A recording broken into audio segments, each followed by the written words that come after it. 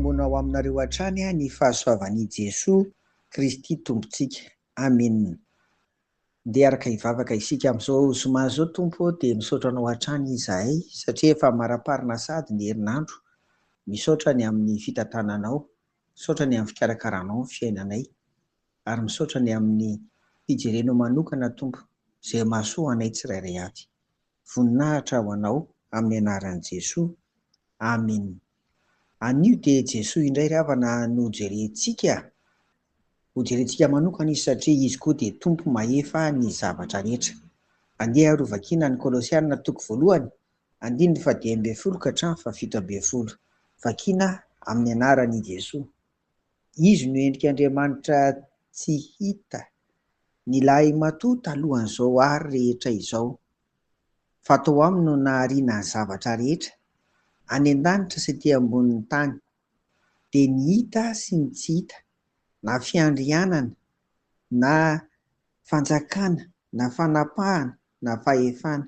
Izy no nahariana ny zavatra rehetra sady ho azy izany, ary izy no talohan'ny zavatra rehetra, sady ao aminy no haretan'ny zavatra rehetra. Amen. Hitantsika amin'izany ry havana fa voalohany, raha ny 12 sy ny 19 dia Jesoa no endrik'Andriamanitra hita maso. Manana ny fahefana feno izy, izay porofony ireto hoe izy no nahariana ny zavatra rehetra any an-danitra sy aty ambonin'ny tany, na ny hita amin'ny masontsika na tsia.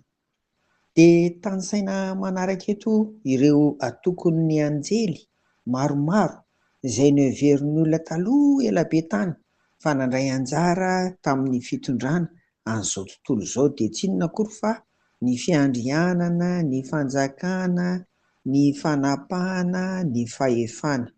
Hita eto izany fa dia ambonin'ireo rehetra ireo Jesoa, ary indrindra indrindra ireo rehetra ireo dia voafeny avokoa. Faharoa, ny 17 dia manambara ihany koa efa nisy talohan'izao fahariana izao izy. Izy irery no afaka mitazona ny mbola fisiany izao zavatra ary rehetra izao.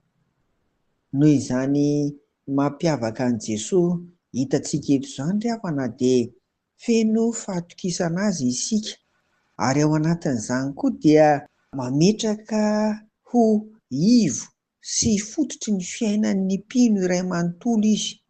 Ao aminy no miorina ny finoana ry havana, ary ireny no iainantsika, izany finoana, fahatokiana azy izany no entintsika mamakivaky indray ny androm-piainantsika ho avy rehetra. Noho izany ry havana dia tena tompo mahefa ny zavatra rehetra tokoa ity Jesoa ity. Amen.